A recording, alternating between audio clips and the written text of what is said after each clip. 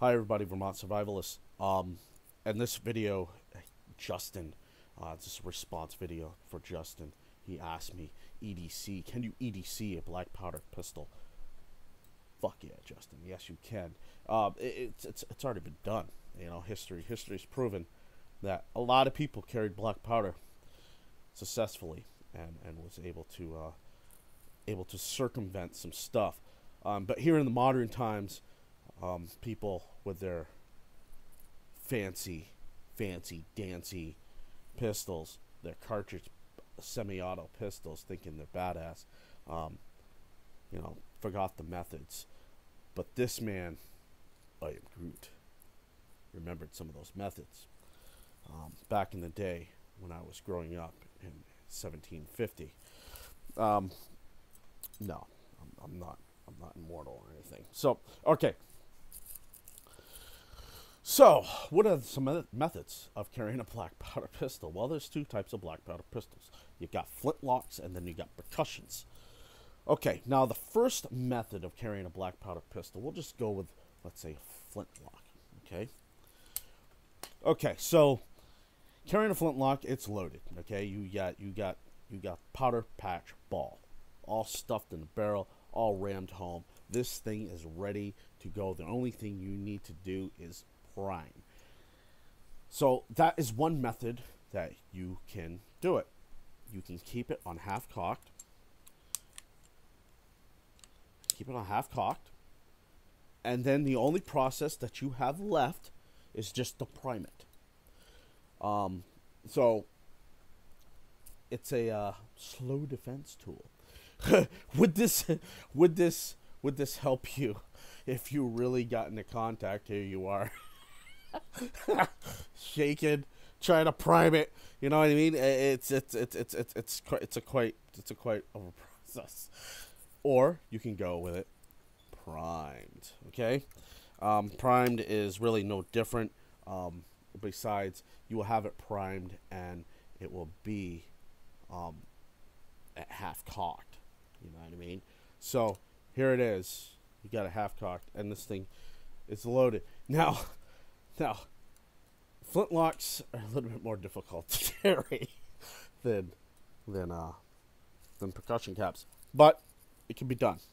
It can be done. I carried this particular flintlock out in the woods, loaded, ready to go. You just got to remember to keep it on half cock. Half cocked is your friend, especially with the black powders. It will always be your friend. Just keep that in mind. Half cock, half cock, half cock. Half cock 45. That's a good YouTube name. All right. So, anyways, all right. So percussion pistols like this, or like this, or like this, or like this. Many percussion pistols, percussion pistols are different. You know what I mean? But they're not different. Get what I'm saying? Get what I'm saying? So, is there methods that you can use to carry a percussion pistol, especially something like how Justin wants to know this? Yes. There's two ways you can carry this pistol. Actually, yeah, 2 ways. 3 ways. 3 ways. One way I made up. Okay, the first way, load it, keep it half cocked, unprimed. So then the only process you would have to do is to prime it. The other way is carry it half cocked, prime it, and it's ready to go. You know what I mean? And this is the whole thing of trusting your half cock.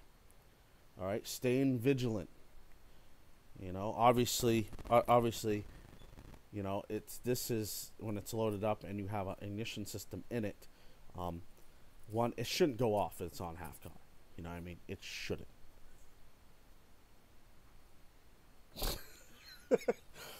I carried it, with an ignition system in it. But the safest way to carry it, and this is obvious, the safest way to carry it is without the percussion cap in it. But be sure that before you really start, practice with this stuff. You know what I mean? Practice getting that cap on and then aiming it and shooting it. You know what I mean? Practice that shit. You know what I mean? Practice makes perfect, dude. You can, if you run drills in your head, mess with friends. The beautiful thing about black powder is that you can put blanks in it. You know what I mean? You can make blank rounds, and then you can, you know what I mean, and really practice your madness, practice your methods. So that's the beautiful thing about black powder. My way of carrying a black powder, especially since you're going to be out in the woods, you can be trampling around. My method is a little bit, I just get a plastic bag right here. And you're probably thinking, oh, you're going to put the plastic bag? No, no, sir. No, sir. What I do is this. I will take this right here, and then I put this, and I get, see how it's captured a little bit? And then I do this. It's like a condom almost, you know what I mean? And then I'll drop the hammer right on it. This will keep the powder dry. I don't carry with a percussion cap in it unless I know I'm going to come in contact with something. Let's say if I'm hunting or shit like that, then I will go in with a percussion cap.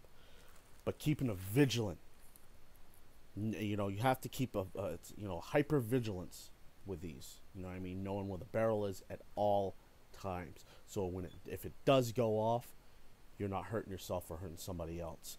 Okay, but staying vigilant with these when they have a percussion cap on is super hyper important. So keep that in mind. Okay, so and then, but this way, I can keep it loaded. No, didn't catch. Sometimes you just gotta play with it. Sometimes you just gotta. No, didn't catch. Sometimes you just gotta play with it.